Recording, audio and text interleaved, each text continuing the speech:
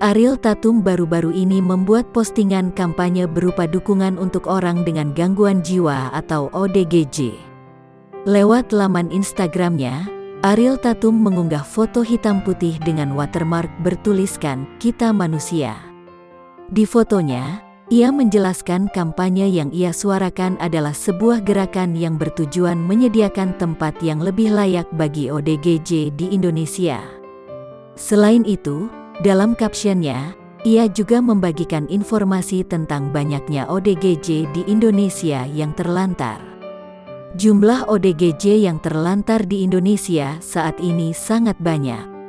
Seperti manusia lainnya, mereka juga seharusnya memiliki kesempatan yang sama untuk mendapatkan perlakuan yang tepat, tulis Ariel Tatum, dikutip Tribun News, Kamis, tanggal 16 September tahun 2021. Ia meminta bantuan agar lebih banyak lagi yang mau menyebarkan gerakan tersebut.